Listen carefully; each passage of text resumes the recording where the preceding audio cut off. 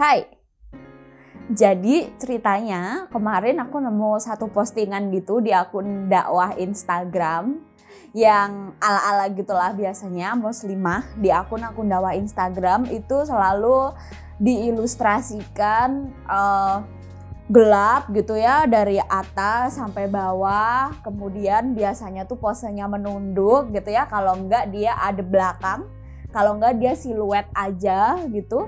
Dan caption-captionnya itu selalu yang menunggu jodoh ilahi kayak gitu ya.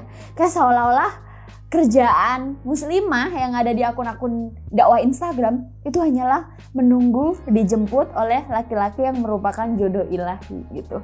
Nah, tapi kemarin tuh ada captionnya yang kayak gini konten mereka. Aku bacain ya. Mengapa demikian? Kalau kamu memposting foto kamu di medsos, maka dengan itu kamu mengizinkan orang lain melihat wajahmu dengan gratis. Jadi jangan heran kalau akhirnya kamu berubah jadi murah harganya. Murah masih mending ya, ada harganya. Tapi kalau gratis bagaimana? Jadi saudariku, ketahuilah bahwasanya wanita adalah fitnah bagi para lelaki. Ia tetaplah cobaan walau telah melindungi diri dengan balutan busana syar'i, namun hal ini pun masih bisa menyebabkan lelaki terfitnah dengan postingan senyum manismu di medsos. Maka dari itu, saudariku, jagalah dirimu, bantulah mereka juga para lelaki menundukkan pandangannya.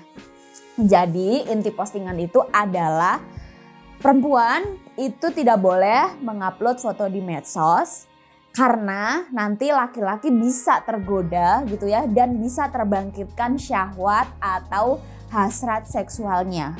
Di postingan yang lain mungkin sering banget teman-teman nemu ada postingan yang bilang bahwa perempuan itu gak ngapa-ngapain aja ataupun dalam tidurnya ataupun walaupun dia itu beribadah seharian, dia tetaplah menjadi dosa. Karena apa? Karena ada mata-mata lelaki di luar sana yang melihat foto yang diunggah perempuan di medsos. Sering gak sih nemu kayak gitu? Yang kedua, kesel gak sih? Kalau aku sih kesel banget ya. Oke, mari kita bahas satu-satu. Jadi kalau menurut Al-Quran, bukannya perempuan dan laki-laki itu diciptakan untuk menjadi khalifah, untuk menjadi pemimpin, untuk menjadi wakil Allah di bumi, yang tugasnya adalah sama-sama berlomba dalam kebaikan, sama-sama berlomba-lomba mematuhi perintah Allah dan berlomba-lomba menjauhi larangannya. Jadi kalau misalnya perempuan itu ngajar di sekolah atau ngajar di kampus, perempuan itu dia punya usaha bakery misalnya yang enak banget, atau perempuan itu jadi dokter hari ini misalnya yang jadi garda terdepan dalam menangani COVID, atau perempuan-perempuan periset yang hari ini ikut tim yang meriset untuk menemukan vaksin COVID, ya dia berarti pahalanya besar dong, sama juga seperti laki-laki karena dia setara di hadapan Allah sebagai khalifah yang amalan kebaikannya itu dihitung setara. Tapi kalau kalian bertanya-tanya atau protes, misalnya ada kok memang hadis yang berkali-kali menyebutkan bahwa perempuan itu adalah sumber fitnah bagi laki-laki. Bahkan misalnya ya di sebuah hadis riwayat Muslim nih, saya bacakan ya. Sesungguhnya wanita itu datang dalam bentuk setan dan berlalu dalam bentuk setan pula. Apabila salah seorang kalian melihat seorang wanita dan bangkit syahwatnya, maka hendaknya dia mendatangi istrinya, karena hal itu akan mengembalikan apa yang ada pada dirinya. Nah, kalau kita menyimak hadis-hadis kayak gitu sebetulnya gimana sih? Sebetulnya hadis kayak gitu kan tadi kelihatan banget ya bahwa pada saat itu ada kondisinya itu seorang laki-laki yang sudah beristri gitu ya, yang barangkali di jalan dia tuh tidak bisa mengendalikan syahwat atau hasrat seksualnya karena melihat perempuan. Terus ketika itu mungkin dia ngadu ke Rasulullah gitu ya. Sama Rasulullah artinya saat itu sedang berbicara kepada si laki-laki beristri itu bahwa kalau kamu sudah beristri dan kamu merasa tidak bisa mengendalikan syahwat atau hasrat seksualmu, maka buru-buru kamu pulang, buru-buru kamu datangi istrimu. Karena hal itulah yang akan mengembalikan dirimu pada posisimu yang asalnya gitu loh, pada posisimu yang fitrah, karena kamu sudah punya istri sehingga hasratmu itu harus kamu salurkan kepada istrimu, kayak gitu. Artinya apa? Artinya hadis-hadis yang bicara soal perempuan sebagai sumber fitnah atau perempuan itu bahkan godaannya sedahsyat setan, itu sebetulnya kan kalau ngelihat konteks situasinya itu juga peringatan yang lebih keras loh. Sebetulnya Rasulullah lagi ngomong ke laki-laki nih situasinya gitu, untuk dia mengendalikan syahwatnya. Berikutnya nih, kalau misalnya laki-laki tuh ya, kalau dalam postingan-postingan di akun Instagram yang kayak gitu, itu selalu diposisikan seolah-olah ketika dia ngelihat perempuan itu selalu nggak tahan aja syahwatnya. Seolah-olah laki-laki itu kadang-kadang digambarkan sebagai kucing yang nggak tahan ngelihat pindang. Kadang-kadang laki-laki digambarkan sebagai laler yang kemana-mana selalu ngerubungin katanya permen yang nggak berbungkus, kayak gitu ya. Di sisi lain gitu sebetulnya aku kasihan banget nih sama laki-laki gitu ya. Karena laki-laki maupun perempuan artinya mereka selalu dipandang sebagai subjek seksual aja. Di sisi lain juga selalu dipandang sebagai objek seksual aja. Padahal kalau kita yakin bahwa manusia ini diciptakan sebagai khalifah, baik laki-laki maupun perempuan itu bukan hanya subjek seksual, tetapi mereka juga adalah subjek intelektual yang punya akal buat berpikir, dan mereka juga subjek spiritual yang punya nurani untuk membedakan yang hak dan yang batil.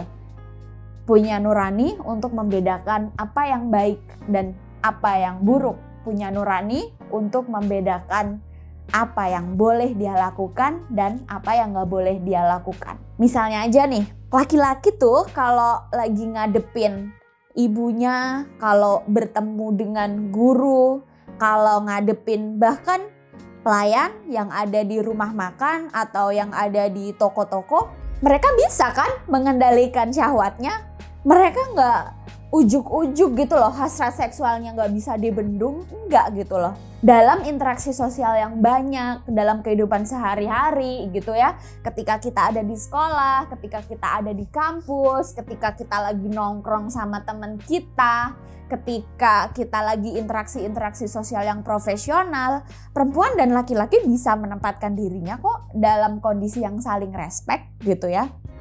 Kenapa laki-laki ketika ngeliat ibu, guru, atau pelayan toko, atau siapapun yang terikat dalam hubungan profesional, ternyata dia biasa aja sebagai manusia yang terhormat, manusia yang intelek, manusia yang spiritual? Iya, karena sedari awal laki-laki itu melihat perempuan itu sebagai manusia juga yang nggak hanya terdiri dari tubuh.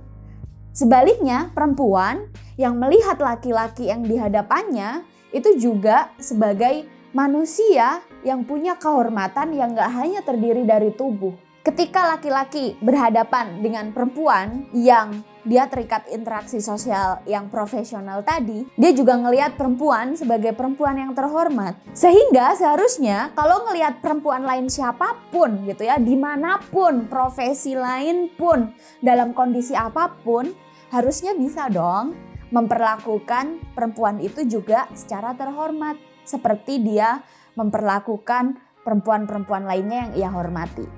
Sebaliknya juga perempuan ke laki-laki. Perempuan ke laki-laki yang ia hormati juga bisa memosisikan dirinya untuk memberi penghormatan. Karena sejak awal dia memposisikan dirinya sebagai itu laki-laki yang wajib saya hormati. Itu laki-laki yang saya berinteraksi dengannya karena hubungan profesional. Itu laki-laki yang saya berinteraksi dengannya karena ada hal-hal kebaikan yang harus saya tunaikan. Karena sejak awal sudah berpikir seperti itu, akhirnya ya gak ada gitu loh. Ada muncul-muncul syahwat atau hasrat seksual yang aneh-aneh dan lain sebagainya yang selalu diasumsikan oleh akun-akun yang memposisikan perempuan maupun laki-laki seolah-olah menjadi hanya sebagai sumber godaan dan lain pihaknya itu sebagai sumber yang tergoda, yang sangat lemah. Kalau kamu ketemu perempuan yang misalnya dia bajunya itu sudah sangat longgar dari atas sampai bawah, tetapi sedari awal kamu hanya memandang dia sebagai subjek tubuh yang enggak kamu hormati, yang enggak punya pikiran-pikiran yang kamu hormati, enggak punya nilai spiritual yang kamu hormati, ya tetap aja kamu enggak bisa memperlakukan dia sebagai manusia. Sebaliknya juga misalnya perempuan kepada laki-laki yang sedari awal hanya misalnya melihat laki-laki itu sebagai tubuh yang mau dia lecehkan gitu ya. Ya dia nggak akan bisa menghormati laki-laki itu, bahwa laki-laki itu juga laki-laki yang punya pikiran-pikirannya sendiri. Laki-laki itu juga punya nilai-nilai, laki-laki itu juga punya kehidupan yang sedang dia jalani sendiri sehingga harus kita hormati. Dia bukan hanya objek yang bisa kita lecehkan sesuka hati kita. So, baik laki-laki dan perempuan itu sama-sama, kalau bisa dibilang, kalau mau ngotot bahwa dia adalah sumber fitnah, ya dua-duanya itu adalah sumber fitnah gitu ya. Jadi aku jadi keinget, saya punya teman yang dia udah sarjana kedokteran dan pada saat itu dia lagi mau koas. Tiba-tiba gitu ya, dia menjadi semakin religius, dia sangat rajin menyimak konten-konten pengajian di YouTube. Tiba-tiba dia nggak mau ngelanjutin koasnya. Kenapa? Karena ketika ditanya, kata dia nggak mau melakukan pekerjaan-pekerjaan yang itu berpotensi berinteraksi antara perempuan dan laki-laki yang memungkinkan interaksi itu terjadi fitnah. Padahal relasi antara dokter dan pasien emang mau ngapain sih kayak gitu loh. Kalau sedari awal dia adalah dokter yang memeriksa pasien atau pasien kepada dokternya, yang tentunya juga berada dalam ruangan-ruangan yang profesional kayak klinik, tempat praktek atau rumah sakit gitu ya. Memang dia mikirin apa sih? Kenapa selalu kejauhan sampai kepada fitnah, hasrat seksual dan lain sebagainya, yang menurut aku itu aneh gitu loh. Nah, pemikiran-pemikiran kayak gini tuh banyak banget sekarang itu diinternalisasi oleh banyak teman-teman muslimah yang ada di luar sana. Dengan alasan yang sama, dia gak mau lagi jadi seniman karena takut fitnah. Dia muslimah gak mau lagi bahkan mengajarnya itu tentunya harus sesama perempuan. Akhirnya karena takut fitnah, dia gak mau lagi tampil di banyak pekerjaan yang sebetulnya itu bisa jadi ladang amal yang baik untuk muslimah, bisa menjadi pabrik kebaikan atau pabrik pahala buat muslimah, tetapi dia gak mau lagi karena diinternalisasi bahwa kamu itu adalah sumber fitnah, kamu itu keberadaanmu bisa menggoda syahwat atau hasrat seksual laki-laki. Bayangin aja kalau semua perempuan di dunia ini gitu ya, itu selalu diposisikan sebagai sumber fitnah. Akhirnya dia gak boleh ngapa-ngapain. Dia keluar rumah aja udah bahaya. Dia ngomong kayak gini, walaupun ini adalah tendensinya adalah berbagi, gak ada niatan apa-apapun, tetap dianggap sebagai sumber fitnah atau sumber bahaya bagi syahwat laki-laki. Terus di mana kemanusiaan perempuan? Padahal sedari awal Allah menciptakan perempuan sama dengan laki-laki, dengan akalnya kembali lagi dan juga dengan nuraninya. Oke, kalaupun kita tetap mau nganggep bahwa perempuan itu adalah sumber fitnah, berarti biar adil kita juga harus ingat bahwa laki-laki juga manusia yang bisa menjadi sumber fitnah. Kalau perempuan berpotensi menjadi penggoda, laki-laki juga berpotensi menjadi penggoda. Kalau perempuan berpotensi menjadi tergoda, sebaliknya laki-laki juga berpotensi menjadi tergoda. Jadi sebagai sesama manusia, dua-duanya sama-sama punya potensi kemanusiaan. Kemanusiaan kita tahu bahwa manusia memang gudangnya lupa gudangnya khilaf, berarti dua-duanya punya potensi untuk menjadi yang menggoda maupun yang tergoda. Harus sama-sama adil dong.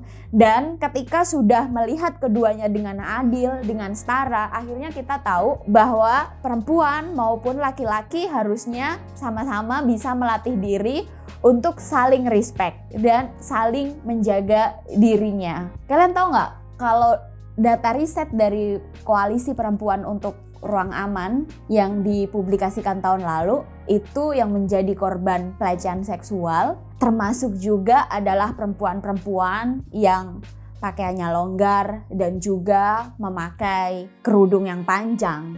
Kita juga nggak kurang-kurang gitu ya membaca data bahwa misalnya ada peristiwa perkosaan, peristiwa perbudakan seksual yang ada di lembaga sekolah. That means antara guru dan siswanya, yang siswanya itu juga dalam menggunakan seragam gitu loh. Artinya apa? Itu baju yang udah sangat proper. Juga ada pemerkosaan di pesantren, bahkan pemerkosaan di lembaga agama yang bisa kita baca berita-beritanya tuh banyak sekali. Perempuan ternyata udah selalu menjaga dirinya berpakaian yang sesuai dengan standar kepatutan masyarakat, sudah bertingkah dan bersikap sesuai dengan standar kepatutan masyarakat, tapi dia masih aja menjadi korban kekerasan seksual dari laki-laki yang tidak bisa mengontrol dirinya. That means kalau kita mau adil, kalau permasalahannya itu akarnya memang adalah soal syahwat atau soal hasrat seksual, artinya laki-laki juga harus lebih banyak dibicarakan di akun-akun Instagram yang selalu aja ngomongin perempuan. Kalau perempuan ini sudah terlalu banyak dibicarakan, kapan nih laki-laki juga dibicarakan dong? Gimana kamu ngontrol diri kamu, gimana kamu berlatih untuk menjaga syahwat kamu, dan sebagainya.